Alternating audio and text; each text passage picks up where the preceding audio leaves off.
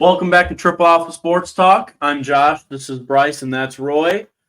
First, we're going to start off with saying this is episode 10. Thanks, guys, for watching so many episodes. Kind of shocked that it's already been 10 weeks since we've been doing this, boys. Going by fast. I know, going by fast.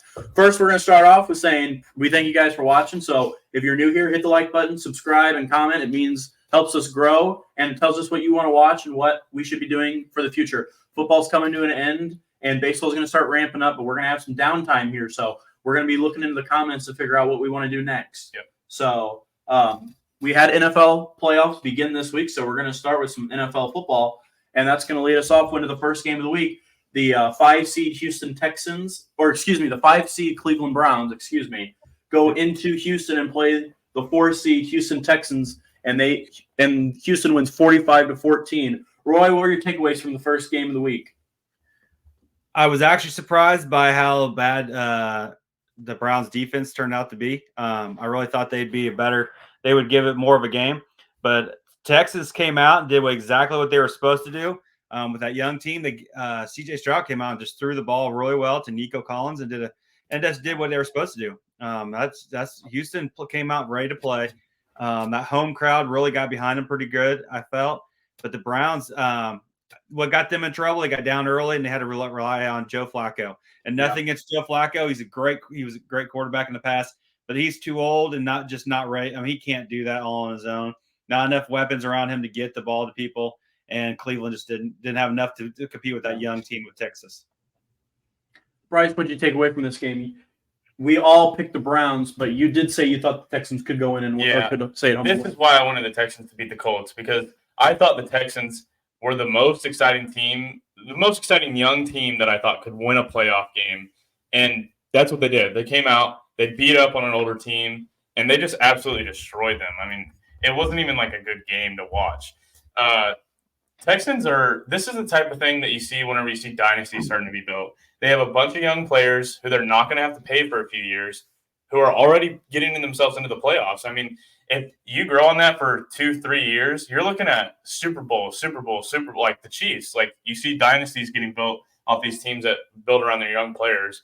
And I love to watch it. I really like CJ Stroud. I think he's a good quarterback back there. It seems like he's a good person as well. Congrats on the Texans for winning. I think this is going to be their biggest test next week going against the Ravens. But congrats on the Texans. I am. I was really impressed with the Texans. You know, their offense has been real good all year, but I was really impressed with their defense. They really took away that run game from Cleveland, and they made Cleveland throw the ball all day long. And, you know, I know they don't have Nick Chubb, and I know it's easier to get away from that run game, but if I'm Cleveland, I'd probably stick with the run just a little bit longer than I did. But they had no run game outside of that. So it made, like Roy said, it really made them lean on Joe Flacco. And at the end of the day, if you're Houston, that's a win. And it ended up causing them a win. Getting two pick sixes back-to-back really at home changed the game. You know, if they don't get those, it could really swing to a close game. The Browns' injuries finally showed to me, you know, their defense could not get a stop. And Houston has had a good offense, but they've never been, you know, the number one offense in the league, but the injuries really showed for Cleveland. And also for me, this is a culture win for Houston. And all year I've said that I would pump the brakes on Houston because they don't have a first-round pick. I was wrong. They do have Cleveland's first-round pick this year in the Deshaun Watson trade. So this makes me think this is even better of just a win, culture win, rookie head coach, rookie quarterback, first home game, and they just blow out the Browns, who they fleeced in the trade. So this is a good win for Houston. And for the Cleveland, like I said, it was an injury-riddled season. I was just impressed they made it this far. But you knew their time was running short here with some of the teams in the AFC. That's going to lead us into the Saturday night game where Miami goes into Arrowhead and loses 26-7. Bryce, I'll let you lead it off. You thought Miami would have won this game, and that was your pick. So I'm going to let you go over this one. Yeah, I mean, Miami, the issue was it was the iceberg game. I mean, it was so cold, and whenever your team built around just absolute speed like that, it's really hard to run your offense. I mean, I don't think Tua really even threw the ball that much this game. It was a lot of running, and typically whenever we see like run teams playing in the cold, they got big linemen, they got big running back who are going downfield.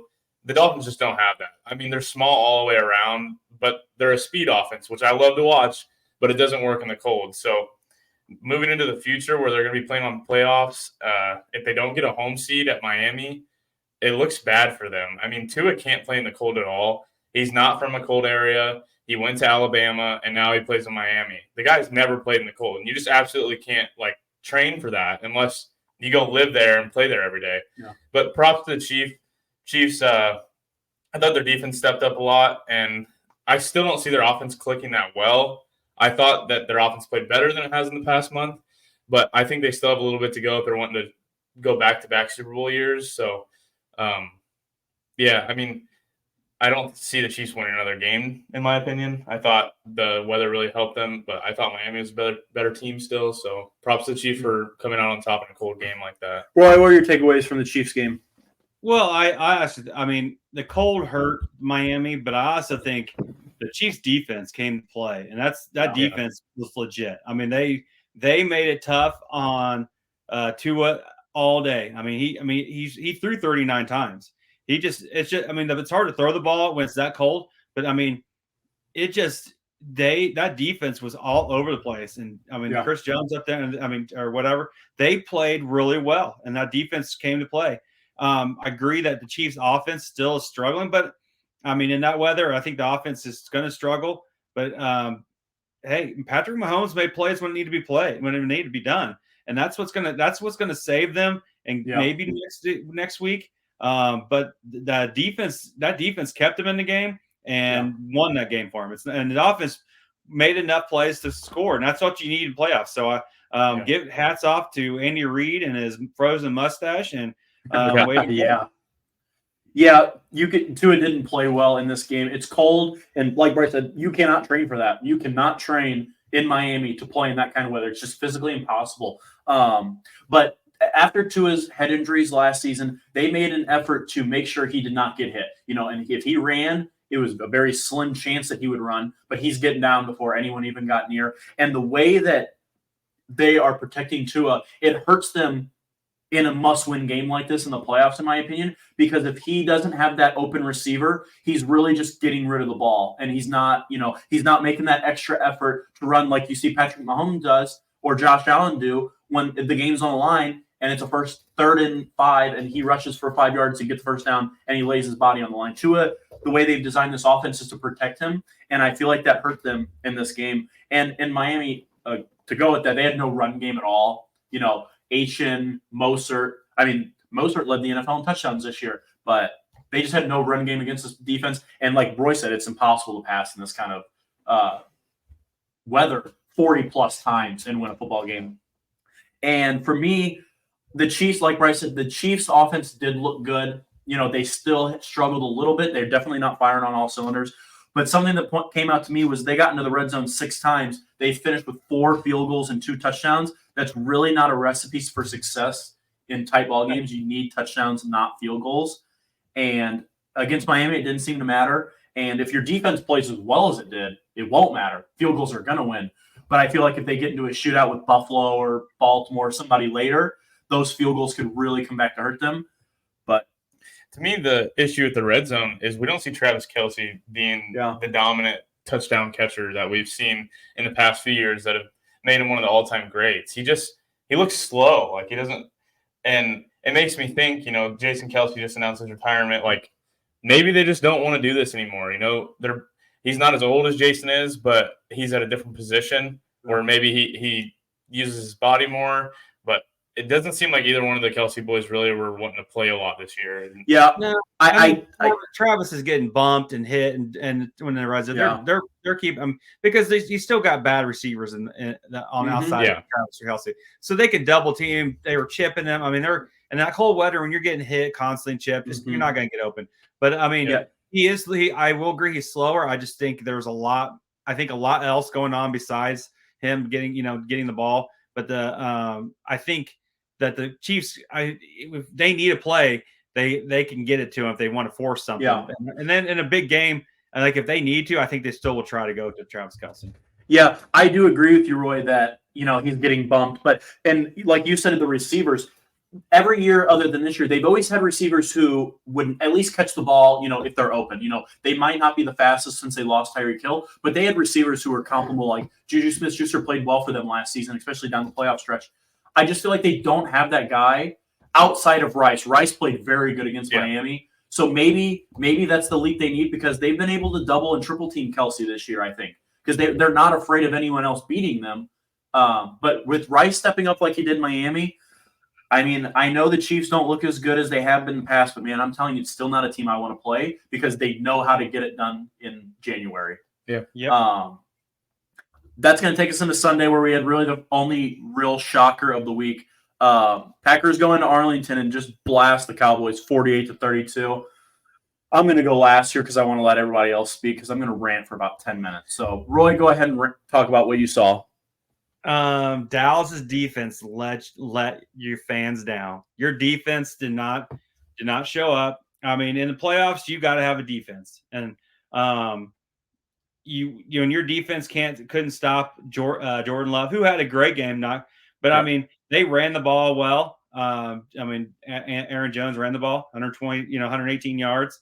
And I'm not saying that your offense didn't look bad. Dak Prescott, a couple interceptions, and that hurts. But when your defense just gives up 48 points, I mean, that was pathetic. I mean, I just noticed all the games that the teams lost, their defenses couldn't tackle. That's where you get yourself in trouble when you can't get the person, one person can't get, at least hold them down to get the gang tackling done. That's going to hurt your team. And I thought Dallas was one of those teams that just your defense let you down. And that's the bad part about. I mean, a great football team that just got destroyed by a decent offense and not a great offense. Yeah. Yeah, I think I agree with Roy. The Cowboys defense definitely let them down.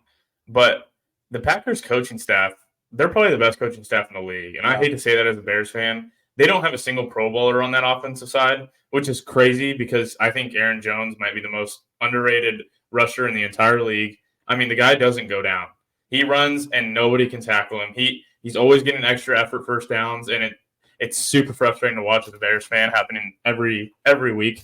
But their offensive scheme, they use what they have perfectly. I mean, it doesn't look like Jordan Love throws a hard pass ever. He's just completing perfect schemes that are just unbelievable to watch. I mean, it looks like they're just walking through defenses. It happens week in and week out. Jordan Love has this crazy stat game, but you didn't see any amazing plays. The guy just sitting back there throwing to wide open people. I mean, defenses can't stop what the Packers have going on right now.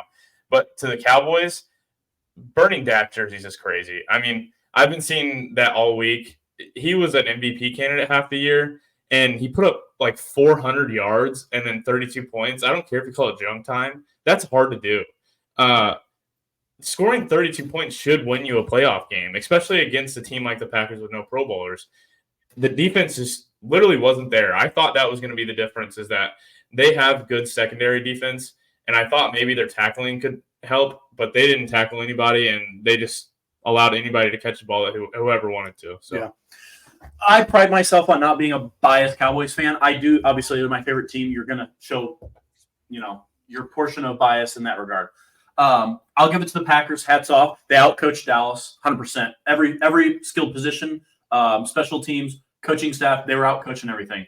Their offensive line looked absolutely phenomenal. Not saying that was the offensive line coach, but they didn't give up a sack all day. And I don't care if you're up or down. That's hard to do, especially against that good Dallas front, because the Dallas front, even though they couldn't stop the run, they hadn't done that all year. They did get after the passer, and they didn't give up a sack. So hats off to them for that. On to the Cowboys side, the defense was horrible.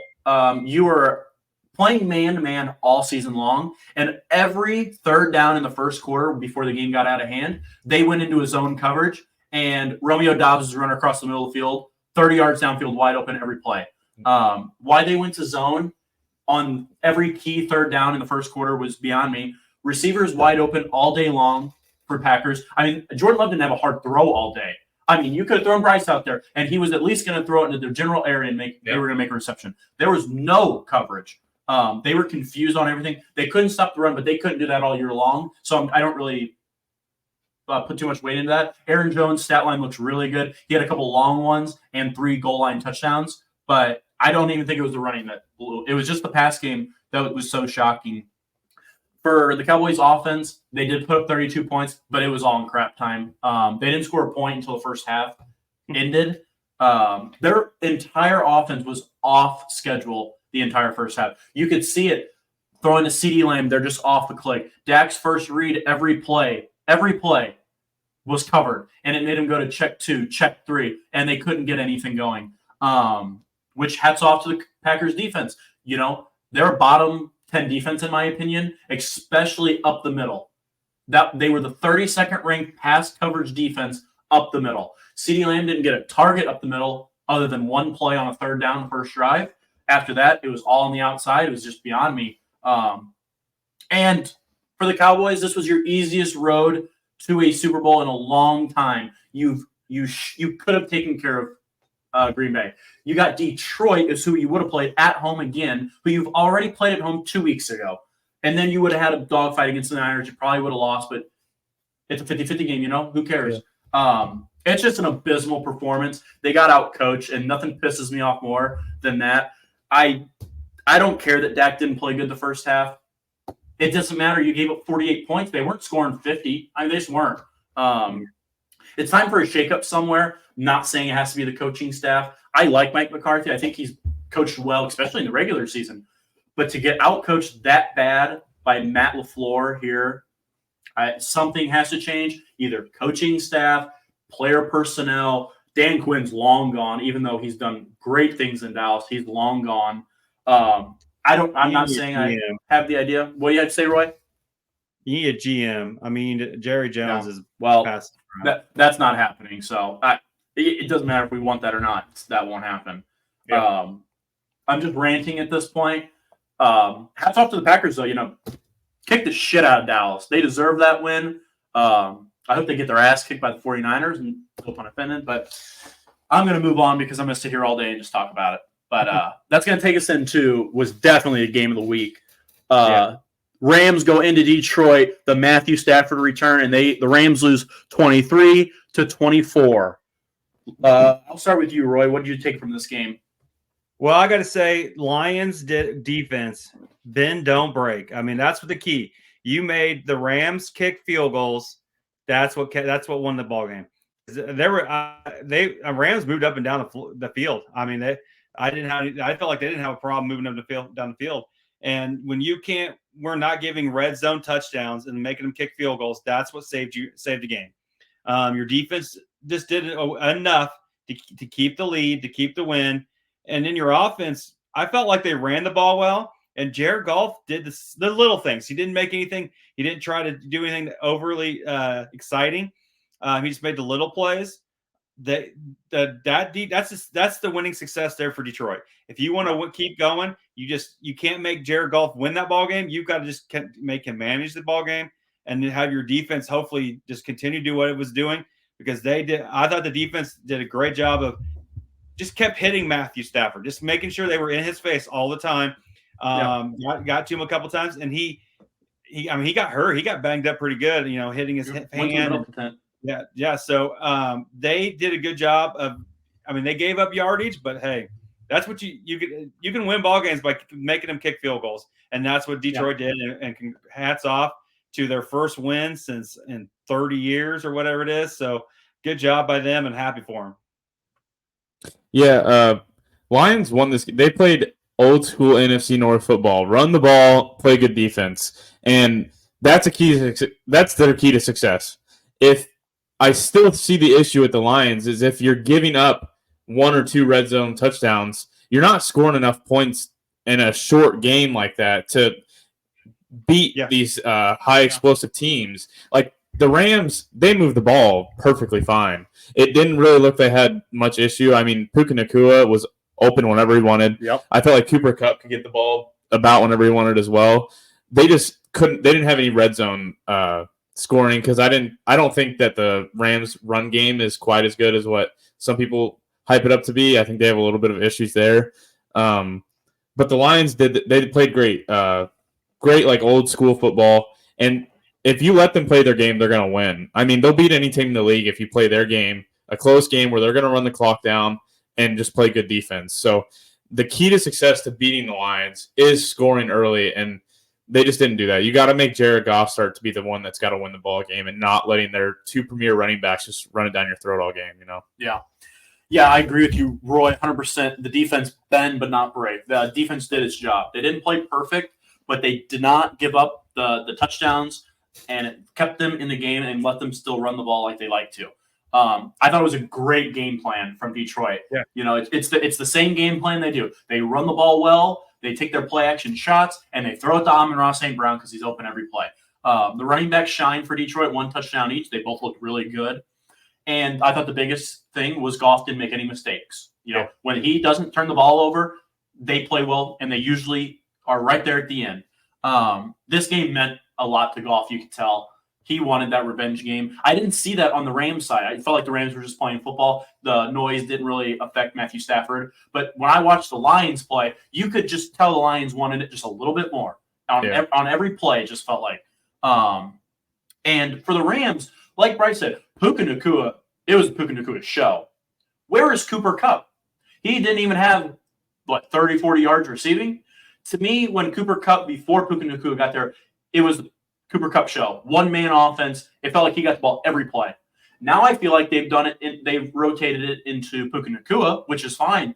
But I think the Rams really struggle at getting the other receivers involved. It feels like it's one guy, and he gets the number one route, and they hit him a lot.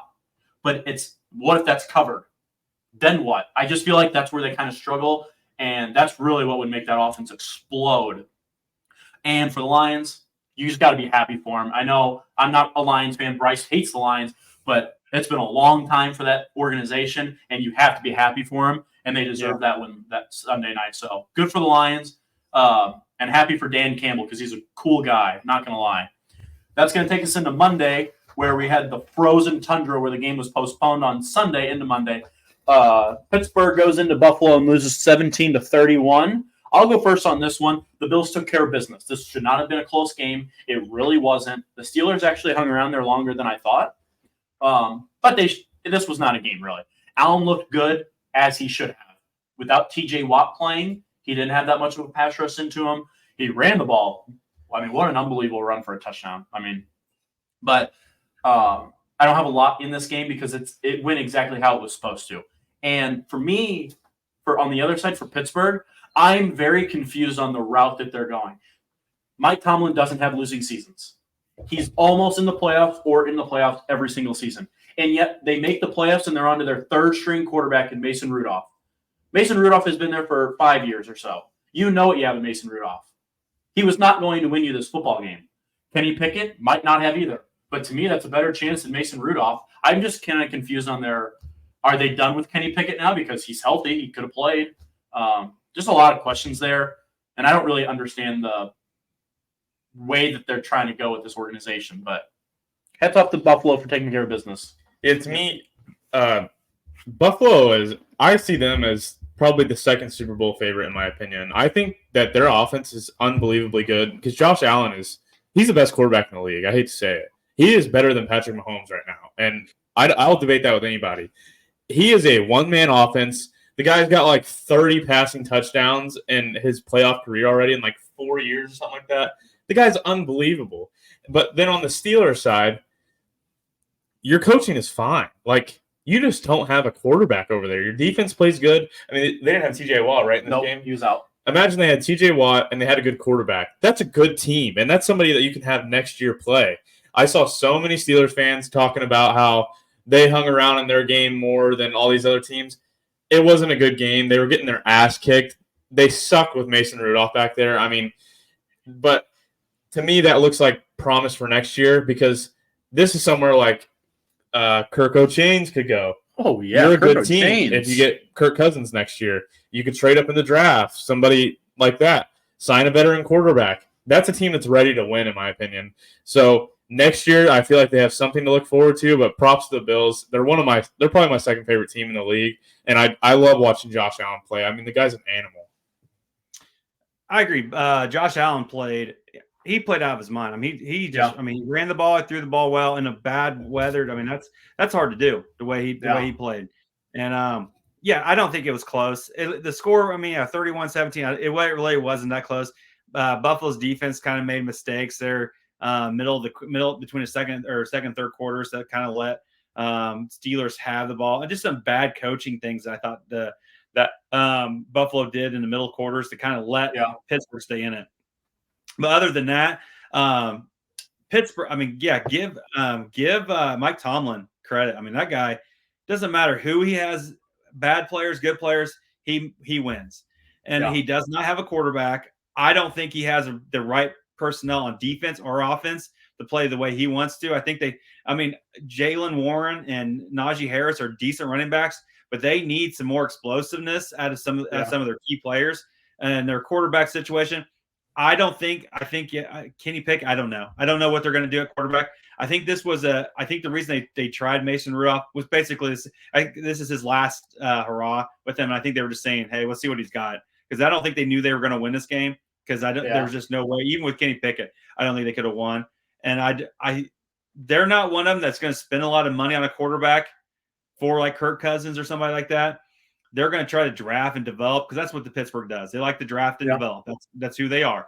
Then he will, maybe Kenny Pickett's the guy they just want to get him. They don't want to go in there and get his butt beat in the playoffs and then have a good career after that. But give Buffalo credit. They're a scary team. You don't want to play them. And now you host Kansas City in Buffalo, where it's going to be cold again. Probably going to have a bunch of snow. The difference is they can run the ball with either their running backs or Josh Allen. That is the key. That's the big difference. And when that's cold and you can run the ball like that, they had 179 yards rushing between all of them. And that's a good team, and I would be scared to play the Buffalo. Yeah, it'll be intriguing to see that matchup, because we've seen it a few times, but it's always been an Arrowhead every year. Yeah. This time, Bills finally get it to come to Orchard Park there in Buffalo. That's going to take us to last night's game, Monday night, where kind of a shocker, but not really. You can see the writing on the wall. Eagles go into Tampa Bay and lose 32-9. Roy, you picked Eagles in this one, so I'm going to let you go first on this one. Gosh, the key word to all these games was defense, right? The key scenario, and Eagles defense let them down. They could not. I've never seen so many missed tackles that early in the game, or throughout the whole game. But to let that many, they had so many 200 receiving yards after the catch. Yeah. Before, that's just ridiculous. They missed tackle after missed tackle. They actually got close to the game, and then they missed a tackle on a long touchdown. And that was just amazing me how bad their defense was. And I know they had been progressively going bad all season, but that defense was horrible. And then, but the Buccaneers came out and they had a great plan. They threw the ball. They came out and just Baker Mayfield was just slinging it everywhere. And that was great to see. Good for him. And he was completing them to everybody, 3 touchdowns. Buccaneers had a great game plan. Jalen Hurts looked hurt. Did not. When he was running, he looked weak. When he was throwing, he actually didn't throw the ball bad, but you could tell he was uncomfortable back there. Without pressure, was not making good decisions. And I just felt like a veteran team like Philadelphia, who had all these great players, all these veteran players who were trying to make their last hurrah with them, like Jason Kelce and even all their linemen, Brandon Graham on defense. Yep. And you could not muster up enough to send these guys out, at least with a playoff win this season, was embarrassing for Philadelphia. But for the Buccaneers, great job. You played a great game plan, great job. Baker Mayfield came out and did way better than I thought he ever would. And, hey, they moved on. That's what you have to do. Yeah, I want to start off by giving props to the Bucs. I think because Baker Mayfield has always been one of my favorite players. He's just a likable guy and I like watching gunslingers I can play. I love guys that will go out there, they'll put their head down to run the ball, but they'll also throw the ball deep. They're out there to play and have fun football. That's my favorite to watch. But the Buccaneers, if you take away those tackles where they broke out free, I think they still put up 32 points. I don't think that the broken tackles was the issue. I think Baker Mayfield was just absolutely dicing that defense. I mean, he was playing out of his mind. It was like every third down stop, Baker made a play. And whether it was fitting it in a tight window, running for it, or throwing to a wide open receiver like Mike Evans, who was making plays, Bucs played great. Their offense looks good to me. Their running back, who I didn't think their run game was that great. They ran all over this defense, and Philly has one of the best defensive lines in the league, in my opinion. On the other side, the Eagles, they're flat out horrible coaching. I mean, it was every single third down. I think they only converted one third down attempt. Jason Kelce called out every single blitzer, every single play if you watch it, and he got it right every single time. I mean, the Buccaneers weren't even hiding it in like after the first half that they were blitzing every third down or even some second downs. They sent blitzers the entire time, and they were running Julio Jones deep or on screens. I know they didn't have A.J. Brown, but they still have Smith. Julio Jones used to be one of the best wide receivers in the league. You got to have something to beat a blitz. It's horrible to watch 8 guys running Jalen Hurts, and that guy shits himself whenever he gets pressure like that. I mean, there's been a few times this year where the coach has called up a bomb on fourth down. I understand sometimes doing that, but this coach sucks, man. Philly's got to get rid of him. They have a great team right now who is literally just steamrolling people, and all of a sudden he can't call a play to save his life. It seems like teams have figured out what they were doing, started matching it, and they just made no changes the last 2 months of the year. I mean, you can literally just call out what play they're running before they run it every single time. And you're not going to put up more than 9 points doing that. We've seen it for the last 2 months, and they still haven't made a change. So yeah. I mean, just what an overall collapse by Philly. I mean, you talk about being 10-1 in the middle of the season. I mean, you're talking about one of the best teams in football that we've seen in a long time. They are dominating people, coming off a road win in Kansas City, a Super Bowl rematch from last year, and they were down, and they come back and win the football game in Arrowhead, and then the 49ers took it to them, and it's been downhill ever since. To me, the offense was dead outside of Devontae Smith. He looked really good, I thought. But he shined without A.J. Brown. But outside of him, really struggled. They ran a lot of screen passes. Reminded me of the Bears when I was watching the game. A lot of screens. And they just could not go anywhere with them. Like, after a while, you got to start looking downfield a little bit. Tampa Bay looked good. I thought the biggest key in the game was the first drive of the game. Tampa Bay gets the ball, they drive down, they score a touchdown. And what does Philly do? They're like, damn, here we go again. You know, if they go out there and they go 3 and out, Philly goes, all right, we got to stop. We're fine. Let's go down and score, and let's get some points. But Tampa Bay really took it to them. I mean, they did whatever they want. Like Roy said, Philly couldn't tackle worth a damn last night. Those linebackers got exposed. They targeted Kate Otten 11 times, more than almost anyone, double on the Buccaneers. And that tells me they were targeting that linebacking core from Philly who couldn't tackle, couldn't cover. They were fine in the run, but they could not cover. So that I thought Philly got really exposed in that situation. And like Bryce said, that coaching staff needs to go for Philly. That has got to be the number one thing for them. The roster is a good roster. Every Philly fan will tell you that. I think last year they got really carried by their 2 coordinators, Gannon and something. The other one starts with an S. He went to Indy to be their head coach. Indy and Arizona, their head coaches now. I think Sirianni was really carried by those 2. How they got to the 10-1 start, I'm not exactly sure because they were rolling people, but it's all downhill from there. And they got out-coached as well, I thought. I think that's going to do it from just the games of this week. I thought most of the games were pretty good for the most part. A lot of them kind of went how you expected, really outside of maybe the Bucs and Eagles, but really just the Dallas game. It really was the one that shocked a lot of people. Texans and Browns were the coin flip. You know, you kind of thought it'd go either way. Texans just really took control. And now we get the 1 seeds jumping in the divisional with a week off. Before we go into next week's, we're going to talk about some coach firings. Last week we talked about a little bit of the coach firings, and we're going to go over all the coach firings that happened. The Commanders fired Ron Rivera. The Falcons fired Arthur Smith. Thank God. The Titans shockingly fire Mike Vrabel. Kind of shocked by that one.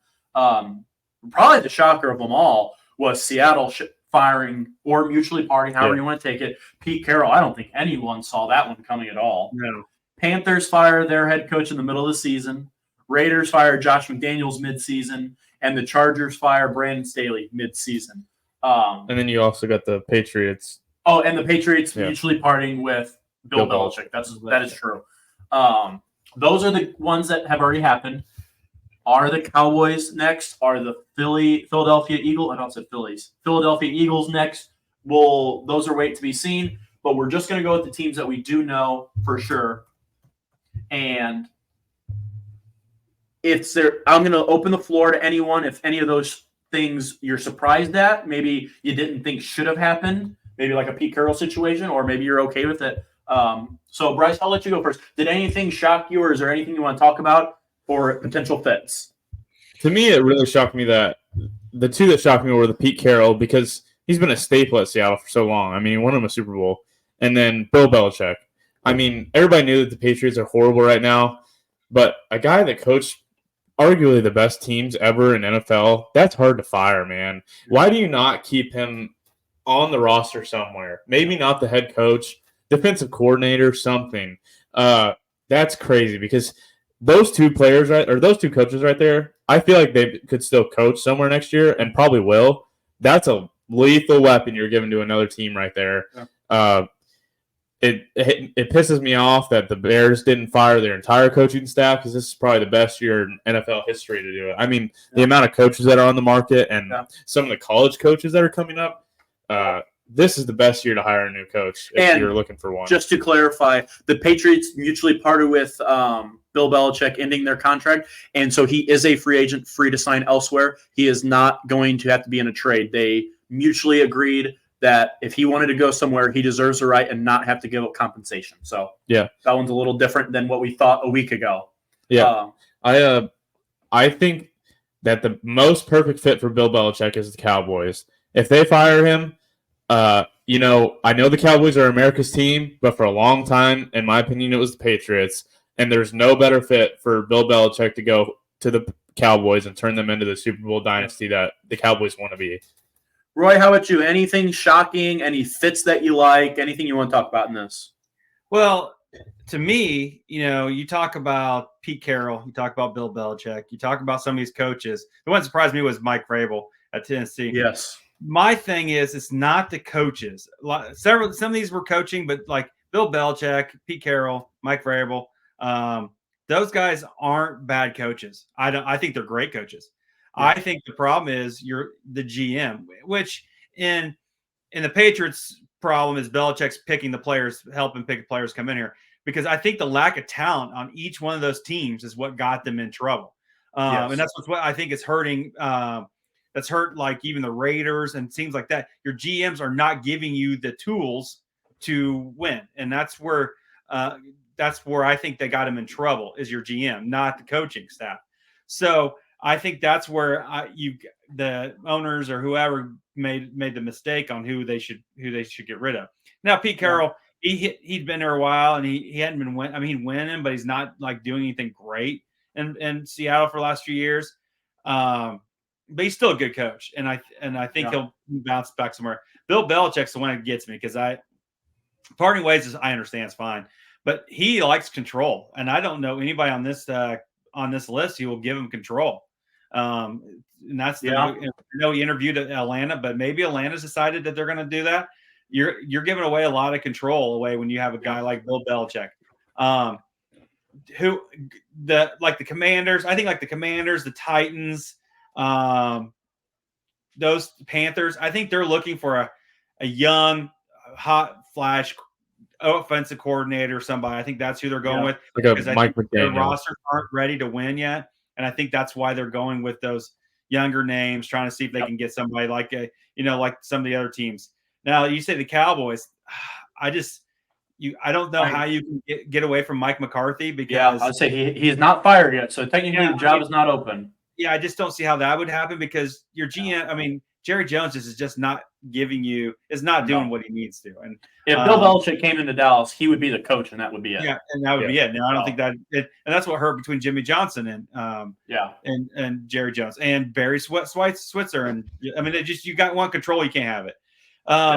The Chargers is the team that I think is ready to win now. I mean, they got the talent, they got everything they need. They're ready to go. They just need a good coach. Their coach was terrible this year. Yeah, he was. Because that's the only team I see as a Michigan fan is Jim Harbaugh leaving for. I think Jim Harbaugh wants to go to a situation where you can win now. And the problem is he wants control too, because he didn't have control in San Francisco, and that got him in trouble. I don't know if the Chargers are willing to give up control or not. I don't know the situation. But if there's if Harbaugh's leaving for a team, it's the Chargers. So I hope he doesn't. I hope he stays in Michigan. But Dan Quinn, I think, is in Seattle. But I think you got some teams that already got guys who they want, and it'll be different. Yeah, for me, the Seahawks and the Patriots, it was just the roster, or maybe not even the Seahawks so much. That one shocked me a little bit, especially the Patriots. It's just the organization is ready for a reset. You know, the Patriots were so bad for the first time in a long time. Bill Belichick, they were probably like, yo, all you've done for this organization, go be somewhere where you can maybe jump in and start winning because we're a few years away. And who knows how long Bill Belichick really has being a head coach. The Seahawks one, I think the Seahawks in general, the organization wants to just get younger. I think last year they snuck into the playoffs not expecting to be there after the Russell Wilson trade, kind of raised expectations, and this year they kind of fell flat on those a little bit. I think they're just ready to hit the reset button. The teams that fired their coaches midseason, those were teams that just had really poor seasons. And thank God the Falcons fired Arthur Smith. What an idiot. Yeah. To me, Jim, like you said, Jim Harbaugh to LA is a perfect fit. It just is. I think if they decide they can give up some control, that is going to be their next coach. Mike Vrabel from Tennessee, I also thought was the same situation. I think the Tennessee kind of just wants to start young, and I think Vrabel is like, hey, I want to win now. So I think it's just they're mutually parting to get in different directions.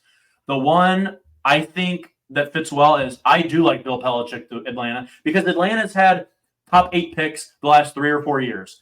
They have another one coming this year. I think they're ready to maybe get that young pick, maybe make some trades, and attack that weak NFC South. I mean, the Bucs got it at 9-8, and the Falcons are there with the worst coach I've ever seen in the football at the last week. So I think the Falcons would be a good fit for Bill. But that's really all I got. If the Falcons don't get throttled by the Bears, they might have made the playoffs. Yeah. I would be shocked if Mike McCarthy is fired in Dallas.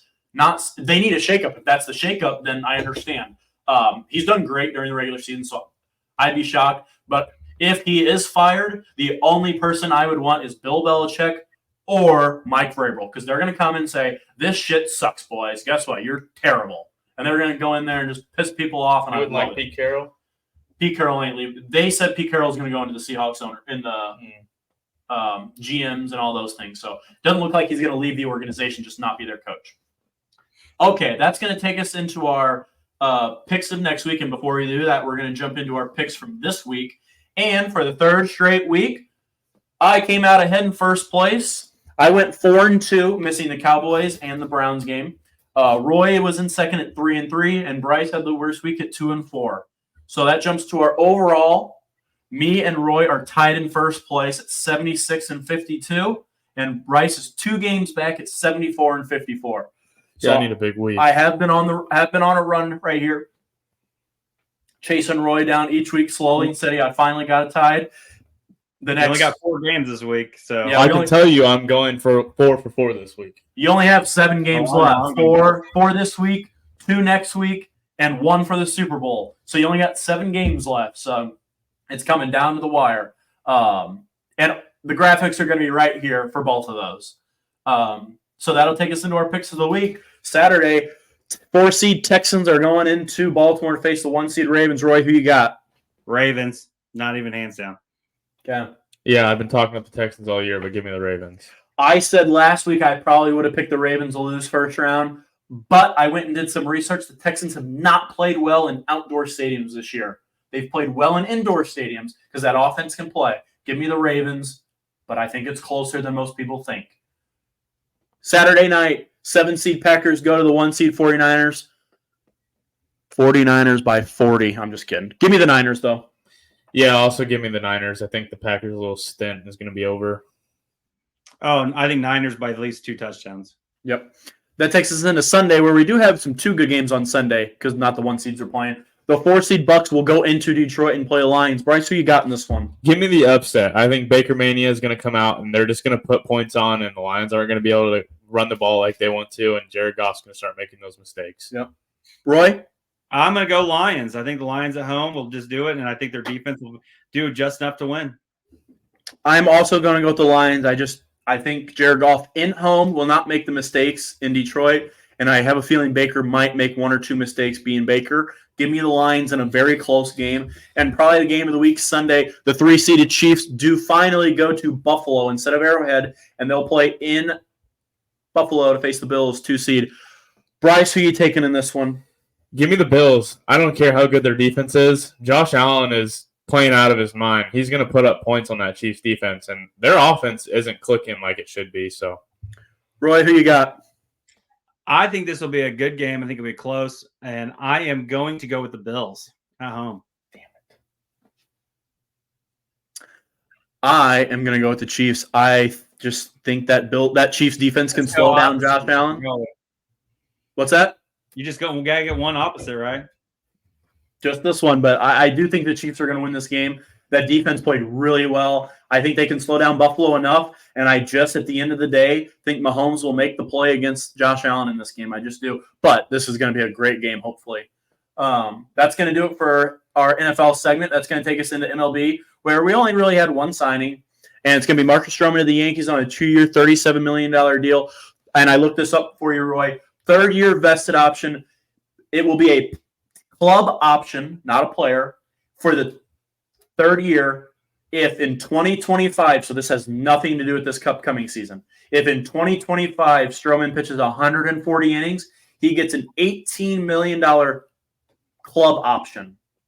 Or excuse me, I'm wrong. I'm sorry. player option. Player option. But so 140 innings pitched next year, he gets a player option of $18 million. I'm going to let Roy take his thoughts on this one first. I don't like the signing. I mean, they need pitching, but Yankees need pitching with Stroman's not the guy that I mean, he can pitch. He'll eat up innings, I think, but he's getting older. I just don't think he's not a clubhouse guy.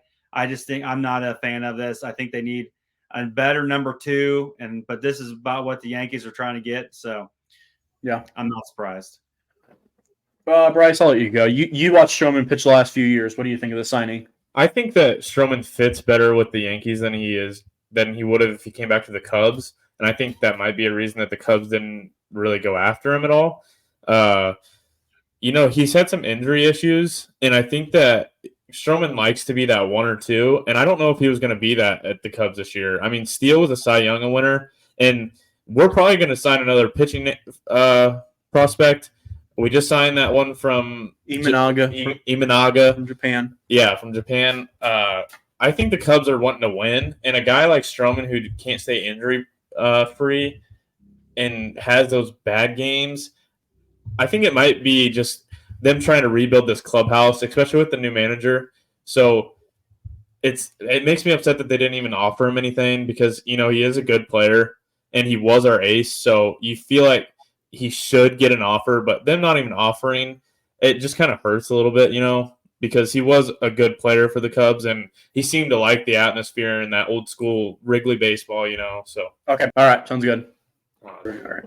Yeah. So Roy had to go. So he already talked about his portion of this and we're almost done here. But for me, the Marcus Stroman deal, opposite of Roy, I actually like the deal. Marcus Stroman is not going to be our 1. He is not going to be our 2. It's going to be Garrett Cole, Carlos Rodon, just how it has to be. Now, can he pitch above that? Yes. But that's where they're signing him as. They're signing him as their 3. And for $18.5 million a year for 2 years, because that's really what the deal is. The 3rd year, you can't even predict it. So a 2-year, $18.5, that's really not a lot of money at all, especially for the Yankees. I really like it. If he goes out there with a 3.5 ERA, 4 ERA for $18.5 million, and he's your 3, okay, you know what?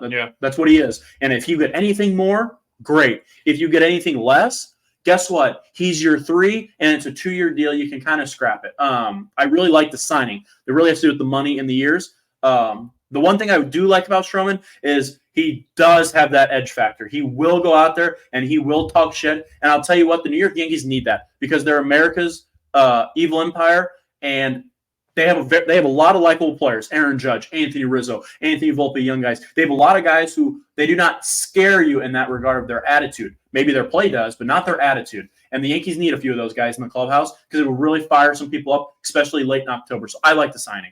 Yeah, the last thing I want to say is what I was saying, he fits better with the Yankees because he's been a 1, and going in he's not going to be the 1. Yeah. So if you can have a pitcher who's been the 1 for the past however many years go in and be your 3rd, what are teams going to prepare to come out and face 3 guys that would be a 1 on a team? Yeah. I mean, that's what the Yankees have been missing is not having that second, third, fourth rotation guy and allowing too much runs. I mean, Garrett Cole's probably the best pitcher in the league. I mean, that's just how it is. And then you got 2 guys who would start on another team back right behind him. So, and they have probably the most – I'd say they have the scariest bat order in the league. Yeah. They have the best 1-2 punch in baseball now. Yeah. I mean, they just have big sticks everywhere. They're going to put up points. And if you've got guys that can go 6 innings and not even allow a run, maybe 1-2, that's a scary team going into next year. Yeah, the Yankees pivoted to Stroman after they talked to Blake Snell. His asking price was too high. They were out on Dylan Cease of the White Sox trade. They were just asking for too much, and Corbin Burns trade was just asking for too much. So this was their pivot. I'm sure the Yankees would have liked to get a Blake Snell, a Jordan Montgomery, who also they contacted. Doesn't seem like he wants to come back. So is it their ideal situation? No, they definitely had other options at first, but I like the signing. I just worry about the injury history because he has had injury history, and the Yankees are not deep in the pitching rotation right now. But again, for $18.5 million, I like the risk. That's a total risk reward, and if it falls flat on its face, you're really not out of much other than you just don't have that 3 now. Now your pitching depth goes away, but I like the risk reward of Stroman more than I like the risk reward of Blake Snell because you're not paying Stroman 30-something million like you would have with Blake Snell. So, and Marcus Stroman's been a Cub for the last few years, so I'm gonna pivot off that. And I'm gonna ask you, Bryce, what does this mean for the Cubs? You did sign Shohei Imanaga from Japan, but you've lost Stroman, and you have not re-signed Bellinger as of yet. He's still a free agent. So, what does this mean for the Cubs? Where do you think they pivot, or do you think Imanaga was the pivot? I think Imanaga was the start. Well, they started with getting a new clubhouse manager and paying a shit ton of money for him, taking him from the Brewers. That was our start. We thought we were going to put in a big offer for Shohei. Obviously didn't do that. Yep. I mean, Dodgers just gave him $1 billion, basically. Yep. So you didn't see that happen. We kind of waited for a while. What's the other pitcher that just went to the Dodgers? What's his name? Yamamoto. We let him go first. Took our guy. I think that might have lowered the price maybe a little bit if we would have signed him first. Maybe he would have wanted more because he's comparing himself or whatever. But to me, now we definitely signed Bellinger back. I don't think there's a single Cub fan in the country that thinks we're not getting Bellinger back at this point. They just had their photo shoot dinner thing. Dansby immediately said, we got to re-sign Belly. We're not doing anything until we do that. So Belly's the first step. Next step, get someone like Chapman or Hader. Chapman and Hader would be ideal. That would be my ideal offseason is to get those 3 players to come. I think it's hard to get all of them, but I think Hader is the better of the 2 for Chapman. Patrick Wisdom can play third base still, but he's still that guy in the lineup that's going to hit you home runs but strike out a ton. Yeah. I mean, he swings a big bat. So I'm hoping that we sign all 3 of those guys and then maybe pick up a pitcher somewhere. I mean, we had some good pitching coming back last year. We have some injuries, people like Michael Fulmer. They have great games. Yeah. But we need guys like that to be consistent. Like Kyle Hendricks is playing. He was playing great towards the end of the season. So we look like we have the pitchers that we need. We just need that relief pitcher and the third baseman. Plus, Belly has to come back. Yeah. I hate to break it to you. You will not be signing all 3 of those guys because I'll tell you what, Josh Hader's asking price is through the roof right now. He wants starter money, over $20 million a season to pitch an inning. He's just, I won't say he's not going to get it, But he won't get it from a team that is trying to compete because that's a lot of money, unless it's the Dodgers who don't have any spending limits. So, but besides that, I do think the Cubs need to bring back Cody Bellinger. That's got to be your next pivot. You did not spend any big money. Uemanaga was a short or a 5-year deal, not a lot of money. You got to spend money somewhere. You've already done it with your coach, so you're not afraid to do it. You're not spending any money toward anyone outside of Dansby a little bit, but he's not making 30 plus. And Bellinger's market's definitely been quiet. You know, I would have thought he'd been long gone even before January. I thought winter meetings Bellinger was going to go. It's got to be the Bellinger.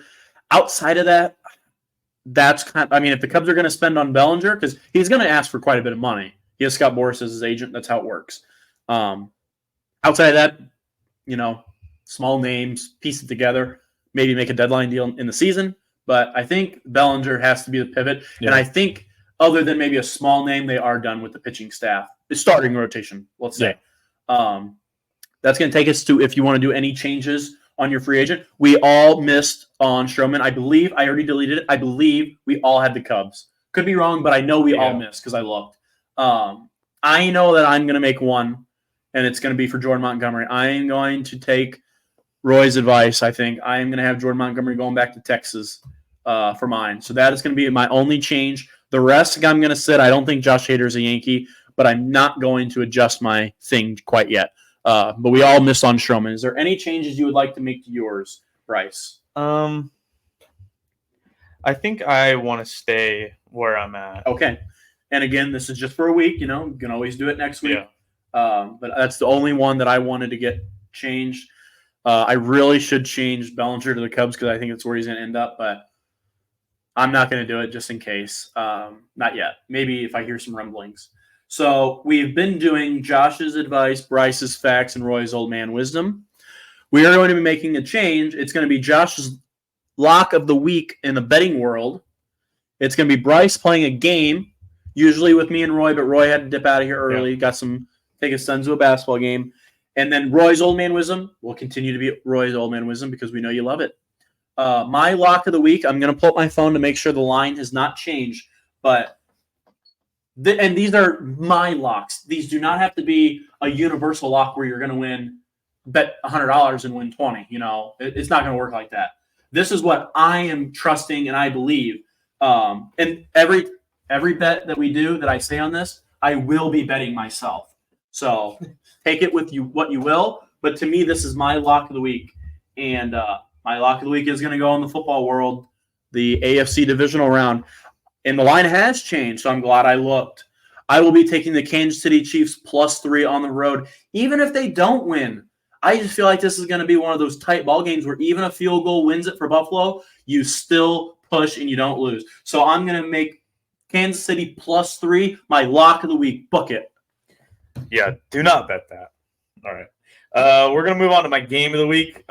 This week I got an easy one. We'll see if Josh can get it. I wish Roy was here to also partake. But the question this week is, can you name the 6 teams with red, white, and blue in their colors in the NFL? Oh, I like these games. Okay. Red, white, and blue. Yes. Okay, I can't. In their logo. I can't pull up a list of NFL teams. I can't. It has to be from my head. All right. Let's start in the NFC. NFC West. The Arizona. Whoa. Red. They have to have red, white, and blue. All in the logo, yes. Oh, in the logo. Okay, so not just a jersey. Okay, yes. No, takes the Cardinals out. Red, white, and blue. Ooh. NFC West, Seahawks, 49ers, Cardinals, and then I don't know, but no. NFC South, red, white, blue. The Houston Texans. Houston Texans is one. Jacksonville Titans, red. I will do the Tennessee Titans. The Tennessee Titans are one. And then no. The Colts, red, no. NFC East, Cowboys. Red. Ooh, do the Giants have any red in the logo? I'm going to say no. They have red somewhere, just not in the logo, I don't think, but maybe. I'm going to go the New York Giants. The New York Giants do have a thin red line I around there. I started to see it in my head Yep. after I kept talking about it. That's 3 of the 6. Eagles in Washington. Red. No. I don't think the Redskins have any blue. Or, excuse me. How racist. Commanders. NFC North. Packers. Bears. Lions. Vikings. AFC. AFC North. Buffalo Bills. Yes, that is 4. Patriots. Yes, that is 5. You're missing one team. Come on, baby. I want this bad. I would say this team is the hardest, and when I played this game, this is the only team I missed. Okay. Dolphins, no. Jets, no. AFC North. Or that was AFC East. AFC North. Baltimore, Pittsburgh, red, white, and blue. Give me the Pittsburgh It Steelers. is the Pittsburgh Steelers. Josh goes 6 for 6 and wins the first Let's game. go. I Lock did it. not get the Pittsburgh Steelers when I It's did the it. Stars. Yep. Who needs a list? That's pure memory, and I can't stand football right now because of these fuckers. Oh, Let's go. baby. Man, that What a will way to fire end you the up. I don't know episode. what will. Yeah. Roy, do your old man wisdom facts right now. The only old man wisdom: when you stare at somebody in the face, stare in their eyes, but not too creepy. Okay, that was my old Okay. man. I got. Thank you. All right, that's going to do it for our 10th podcast. Again, thank you guys for watching. And football season coming to an end. We need you guys to go into the comment section and write what you want us to talk about. We are going to talk about each NFL team after the season ends. Yes. I've broken it down how many podcasts we have from the time the Super Bowl ends until the draft. So we will not be talking. We might be able to do this over post-draft and talk about future of what we think happens then. We will be doing 3 teams each week.